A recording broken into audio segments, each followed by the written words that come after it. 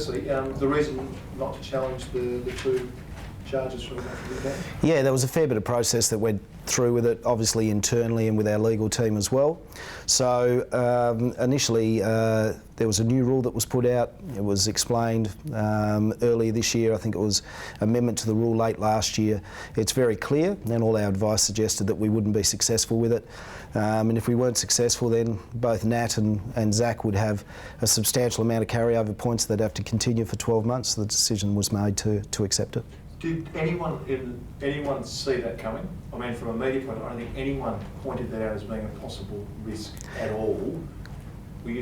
Did anyone see it coming, and were you surprised? Oh, we weren't surprised. When we looked at it, obviously there'd been a lot of work internally, and it's been discussed through the AFL circles that if there's contact made and there's contact to the head made when there's a bump, then it's something they're going to look at seriously. So we always knew that it'd go down to the wire, but we're disappointed. Really, it's a 1 week injury, but obviously with Nat, with his carryover points, it goes to two weeks. Is it one of those ones you just have to cop? I mean, a lot of fans and supporters of footy in general were outraged that it was a bump, but accidental head clash, like you say, the new rules. Is it just one you just have to cop now? Yeah, look, I can understand that from a fan's point of view. We're as disappointed, and so's Nat. But rest assured, the AFL did the correct due diligence, and the process was exactly right. It certainly got shared through. It got shared through at a long enough time, and everyone was aware of it. Look, it's a contact game, and Nat's a contact player.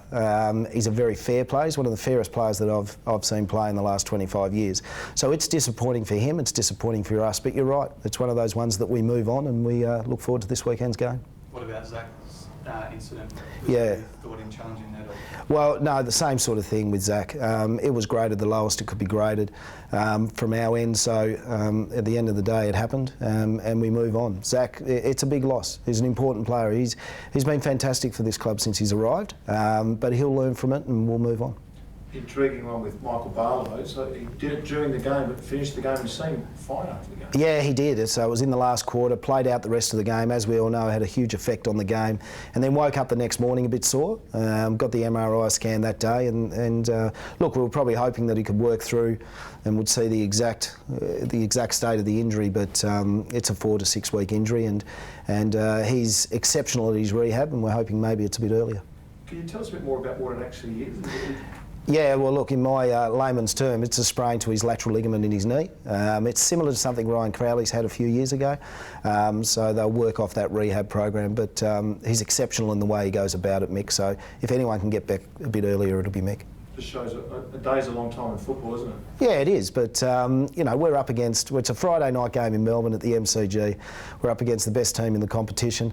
We'll have players that, 3 players that need to come into the team, and we expect those players to perform, and we expect them to play the way that the Fremantle Dockers play. So we're really looking forward to it. The players will jump on the plane tomorrow with a fair bit of excitement. Chris, is it a bit problematic that none of those players who were pushing up got to play on the weekend with Peel having the bye? Not really, because they were able to play a couple of weeks ago, and then over the weekend that they were able to do some substantial training, so it was really match simulation training. The amount of work that the guys have done when they've either come back from injury or haven't been able to play is enormous. We've got a lot of faith in our sports science and medical team, so no, we're not concerned about that. It won't be an excuse. Guys like Lockie Neal, Hayden Crozier, are they next in line if we were captain? Well, there's a few, isn't there? I mean, we're lucky we've got a couple of players, Garrick Ibbotson, Clancy Pearce coming back through injury as well. We've got Alex Silvani, played a game a couple of weeks ago in injury and then got through training really well on the weekend. So, we've got some depth, we've got some number of players, and I think the benefit for us and the benefit for our club is we're playing the best team in the comp, and they're in really good form, so we're looking forward to it. Morabito not on the radar for later? Oh, look, I think Anthony's working really well at the moment, and we'll just see how he progresses throughout the year. Has Colin Sylvia done enough to warrant his name up for selection? Yeah, well, his last game at Peel, he came off with a quad injury. He's been able to get through training throughout this week. So we've got match committee later today, and we'll see how the rest of the training goes this week. Just on Barlow and Fyfe out there, 2 of your tall midfielders, along with Mundy, have been particularly effective with Sandilands. Are you confident that guys coming can cover them? Yeah, I am. I think we've got a history of it doing it in the past. Obviously, we're playing against Hawthorn, exceptional team, got great talent themselves, but none of our players will be daunted by that. They'll be really excited by it. But yeah, we've got a lot of faith in the players that will come into the team, that they'll play the certain way they need to. Can I ask one from left field, the Newcastle Knights? Sure. Alex McKinnon. it's not great for any footballer player in any sport, is it, to deal with what he's gone through? Yeah, I think from anybody in the sporting industry, whether it's AFL football, whether it's soccer, whether it's rugby league, we all hear the story, we all read the story, and our heart goes out to him and his family and the football team and the people close to him. So I think it just does go to show, it brings everyone back to reality a bit. Bit of a, I mean, what lengths do you guys go to, I mean, you can't prevent anything like that, but as a football club, is there anything that, to deal with things like that and preventing? Well, I think it's a little bit of why the AFL are doing what they're doing. You know, they're very strong on head clashes, but the games are totally different games, and it's too hard to compare each game. Look, from our end, it's just you know, it's tragic news, and it's terrible news, and I'm sure the NRL will give him fantastic support, and I'm sure his football club will as well.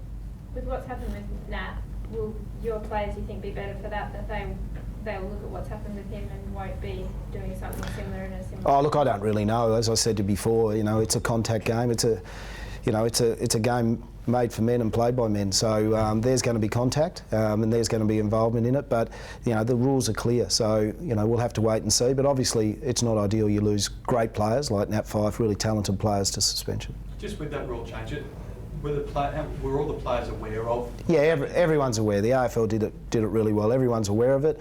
But as I said, these things happen in football. And Nat Fyfe's one of the fairest players that I've been involved in 25 years of AFL football. And you know, he'll continue to play the way he does. But you know, things just have to be tweaked.